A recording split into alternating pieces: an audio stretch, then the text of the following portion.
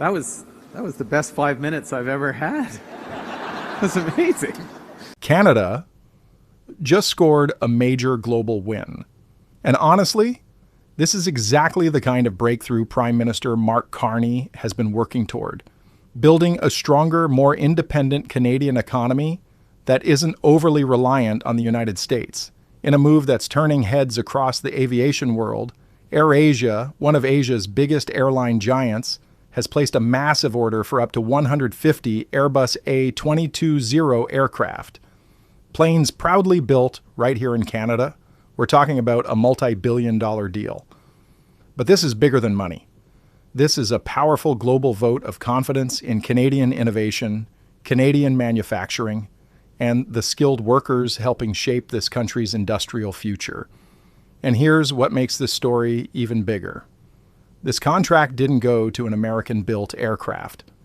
At a time when President Donald Trump continues pushing an aggressive America-first economic strategy, one of the world's fastest-growing airlines has looked elsewhere and put its trust in Canadian engineering. This isn't just an aviation story. This could be a defining moment for Canada's economic future, a signal that global industries are beginning to see Canada not just as a partner, but as a powerhouse. Before we break down the biggest takeaways and what this could mean for Canadian jobs, trade, and global influence, make sure you're subscribed to I Love Canada, where facts matter, stories go deeper, and Canada's biggest moves get the attention they deserve. But we're here today because of the combined power of entrepreneurs, of builders, and yes, of governments. Governments that have fallen on the brilliant side of that line between brilliance and stupidity. I'd like to think. The power that's building a stronger, more resilient, more independent Canada.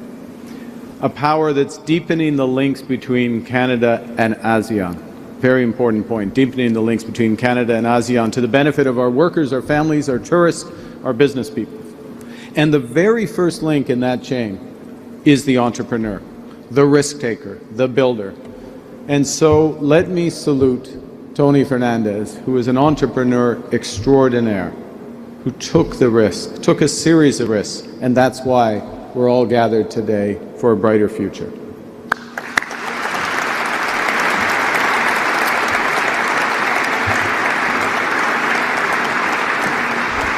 And Tony and I have known each other for a bit, but when we last saw each other was in October in Kuala Lumpur for ASEAN. And we were discussing the various crises that we'd been through in the past, financial crises, COVID. And we discussed how best to respond to a world that's changing even more dramatically in many respects than then. And we shared a vision of deepening ties between those countries that in this crisis that we're still living through are choosing to build in the face of adversity. Countries that have the confidence to open up, to link their economies, to invest in their workers, to move forward, not turn back. And I emphasized to Tony that Canada is once again building big at home and creating reliable partnerships abroad, including very much with ASEAN.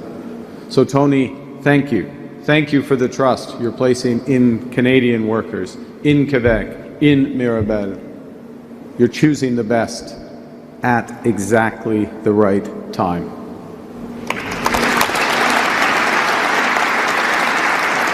And this is where the story gets a whole lot bigger, because what Prime Minister Mark Carney is talking about here isn't just another business headline. It's the first real proof that Canada's long-term economic game plan may already be paying off. For decades, Canada built its economy around one basic assumption. The United States would always be our strongest, most reliable trading partner. It was almost taken as a given. But that confidence started to crack when the era of Donald Trump brought tariffs, trade battles, political pressure, and a level of unpredictability that forced Ottawa to ask a tough question. Can Canada really afford to depend so heavily on just one market? And according to Carney, the answer was clear. Absolutely not. That's why his government began pushing a bold new strategy. Expanding Canada's economic reach into fast-growing global markets like India, China, European Union, Southeast Asia, and emerging economic powerhouses around the world. And now, this massive AirAsia deal is becoming one of the clearest signs yet that the strategy might actually be working. Because this isn't just any customer.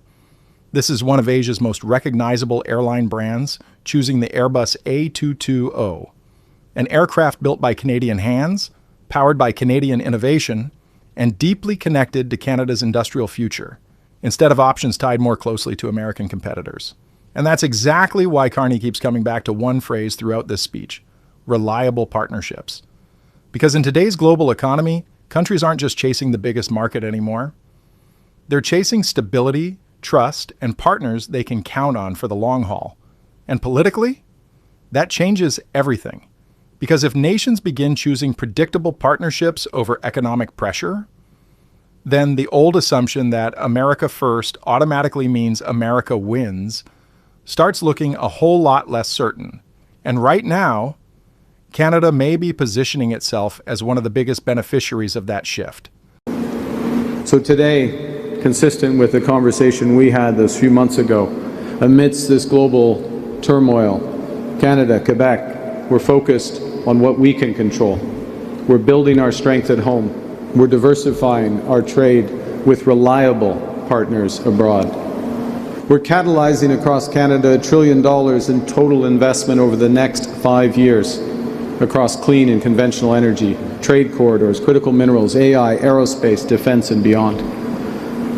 We're helping to transform and train our workforce, including through last week's announcement of a $6 billion investment in Team Canada Strong to recruit, to train, to hire over 100,000 new skilled trades workers in the next 5 years.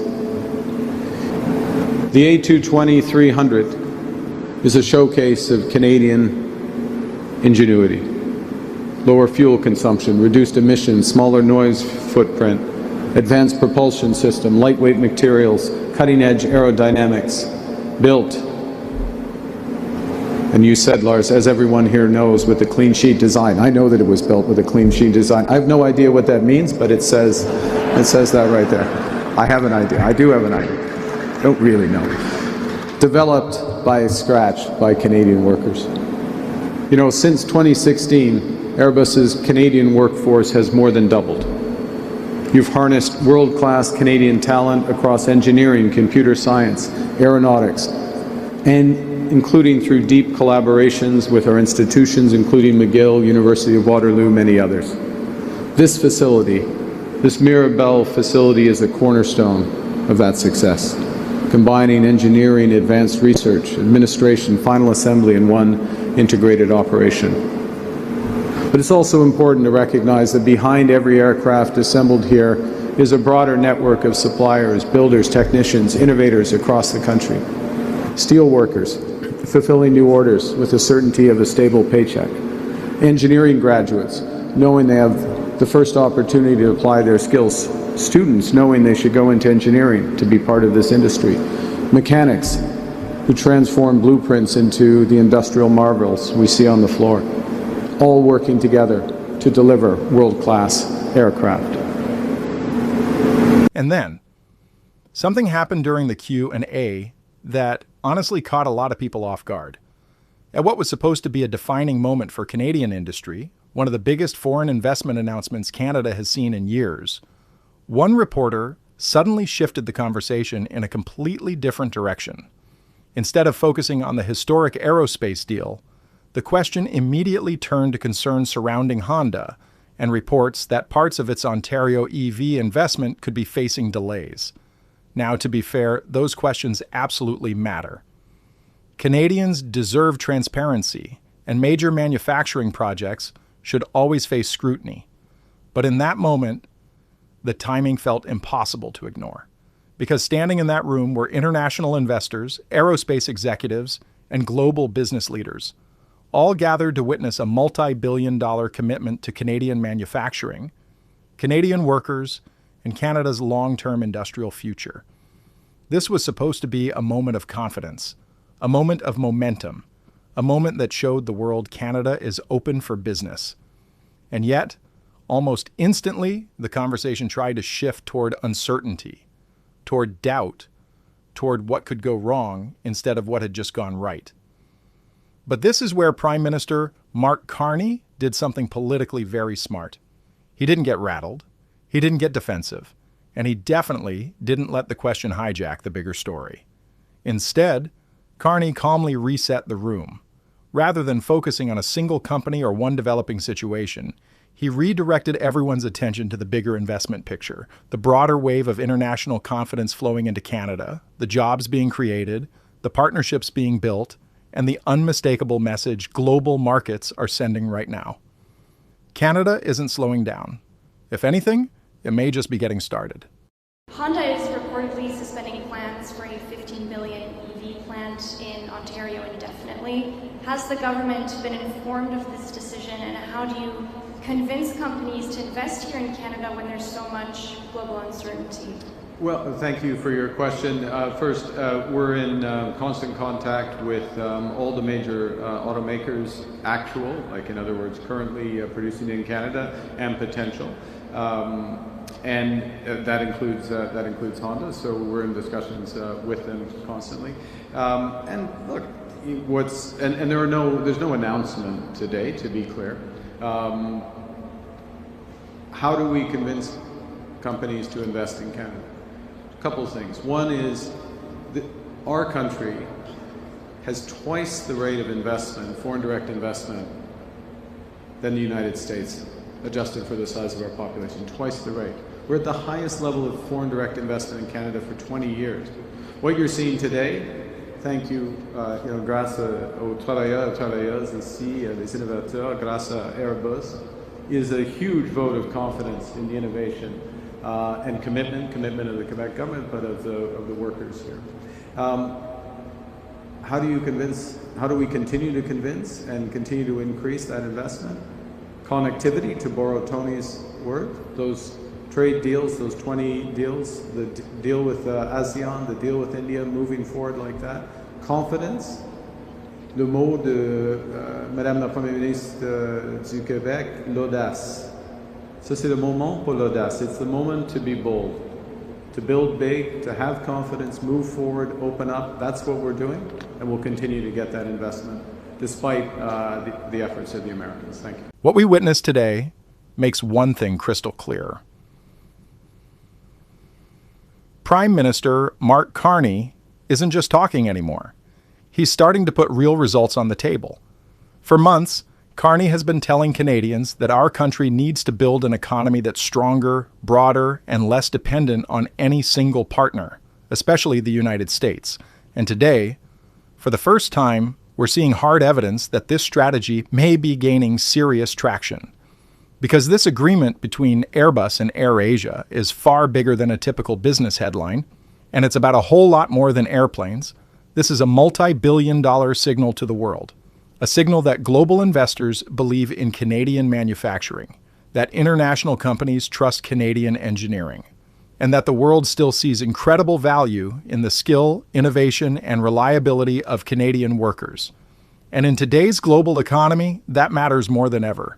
Because let's be honest, the world is changing fast. Supply chains are shifting, trade relationships are being tested, political alliances are evolving, and with President Donald Trump pushing a far more aggressive, protection-focused approach south of the border, countries everywhere are starting to ask a simple question. Who can we count on for the long haul? That's exactly the message Carney has been carrying with him through his international meetings over the past several months, that Canada doesn't need to stay economically locked into one relationship, no matter how historic that relationship may be. And now, we may be seeing the first real signs that the world is listening. Because when global airlines, multinational corporations, and international investors start looking for stable, predictable, long-term partners, Canada is quietly making sure its name is near the top of that list. And if this trend continues, today may be remembered as more than just a major announcement. It could be remembered as the moment Canada's next economic chapter truly began. If you want analysis that goes deeper than the headlines, if you care about the real economic and geopolitical forces shaping this country's future, subscribe to I Love Canada, where Canada's biggest stories get the context they deserve.